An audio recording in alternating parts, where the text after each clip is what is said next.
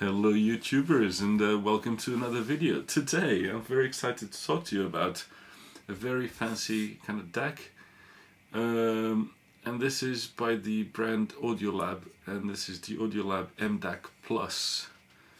So I've been putting this through the rope, comparing it with a bunch of other DACs that I have at the moment to see if it's suitable for me. Especially downstairs. I've got the big amp downstairs, the 8300 XP, and I want something that can act as a DAC and preamp downstairs, and this kind of on paper suited that. So I got this and I was really impressed with it, and I've put it through some comparisons with some pretty some other DACs, some more expensive DACs, and I'm ready to share with you what I felt was my experience with the Audiolab M-DAC Plus.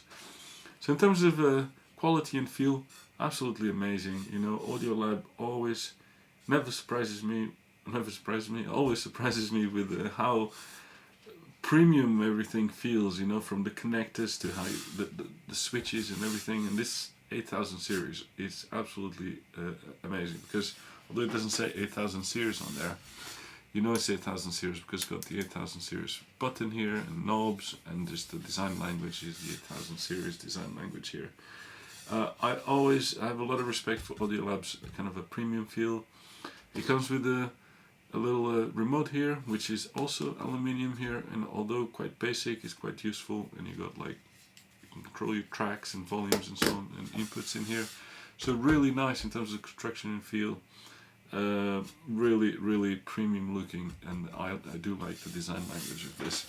This is a bit of an odd shape, so it's not like the standard kind of like hi-fi module kind of dimension. Certainly not the Audiolab kind of like slim, kind of elongated kind of a profile. It's more of a boxy design.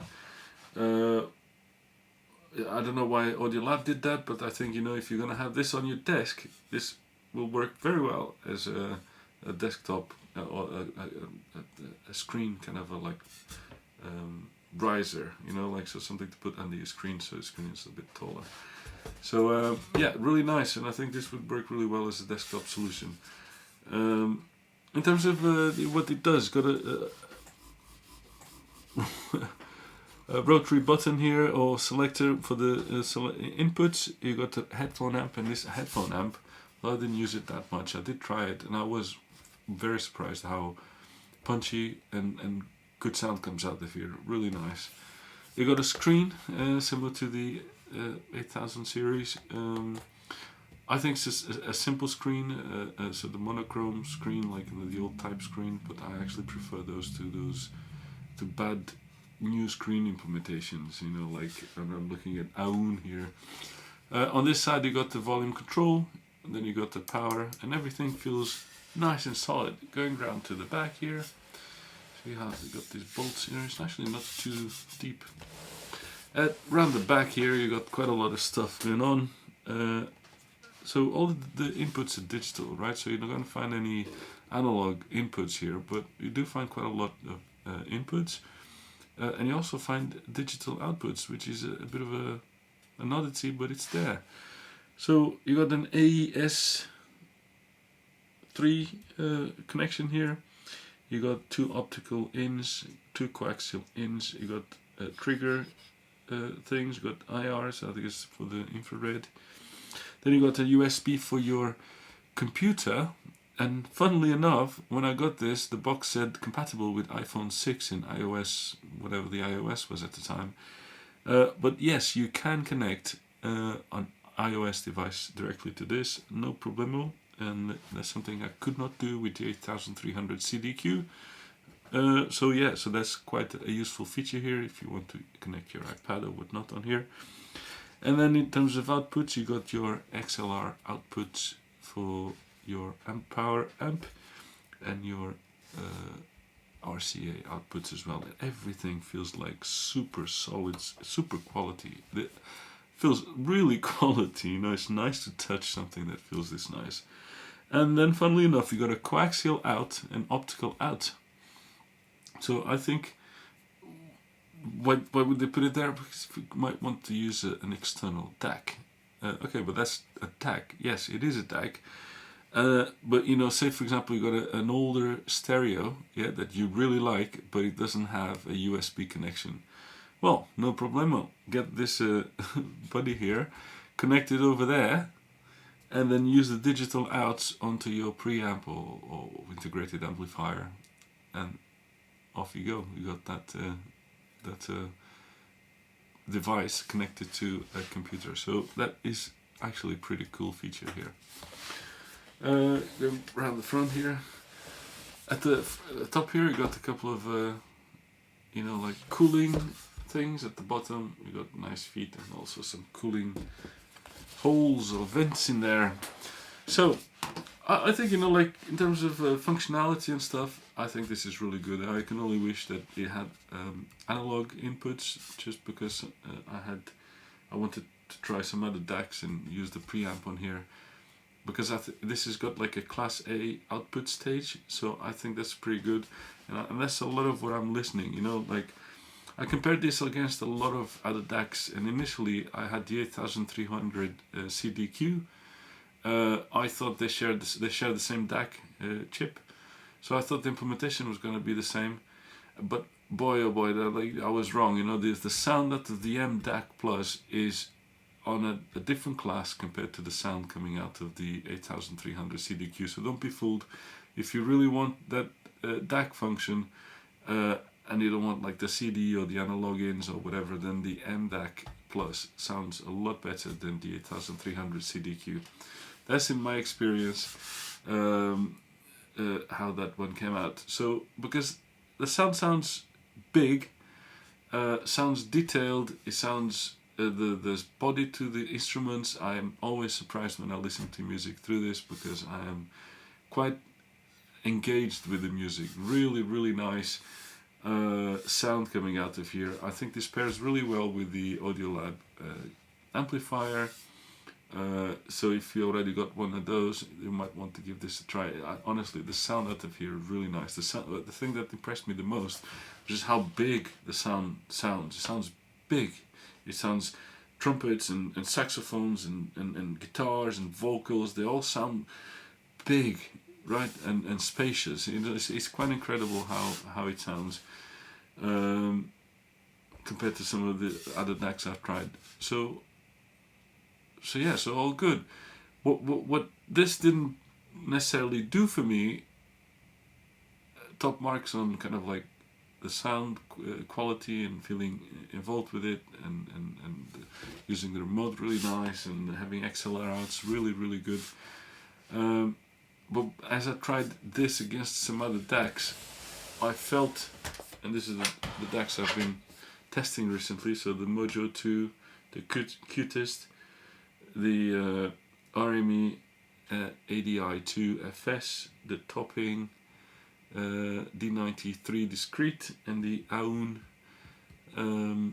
S9C. So I've tried all of these, and out of all these 1, 2, 3, 4, 5, 6 DACs that I've tried, the only two stand out as like a class above, and that's the Topping D93 Discrete and the Chord Qtist. And I'm talking now in the stereo downstairs. Like whenever I have the Topping or the Qtist, the D93 Discrete or the Qtist playing, there's just more sound, more resolution, more detail, more imaging is better, more all of that stuff that you associate with high file stuff. That's not to say that music sounds necessarily better, but you get a next level of sort of like stuff happening when you're listening to music. So those were the two that gave me that, and the Audiolab was the one that got the closest to them too, but not quite there, right? So once you start comparing these things, you notice, like for example, the Topping D93 Discrete is like razor sharp on every detail. It gives you all the micro detail that you can think. the bass is like super tight and super strong, and everything's like clean and clear and like it's a lot of information, very rich. The Qtest gives you a very big soundstage and a lot of definition about position of things, although it does sound like everything's pushed somewhere over there. With the topping, everything is kind of like more in your face. With the Audiolab, everything's a little bit more, it's kind of a mix. So the mids or the vocals are quite forward, but then there's a lot of sparkle and stuff going on around it. So I was really impressed with this, and of course this is cheaper, or I got it cheaper anyway than any of these others. So I was really impressed with the sound on here. I think it's just when you compare it to something like the Chord Qtest or the topping D93 Discrete, it starts to show a little bit of its limitation.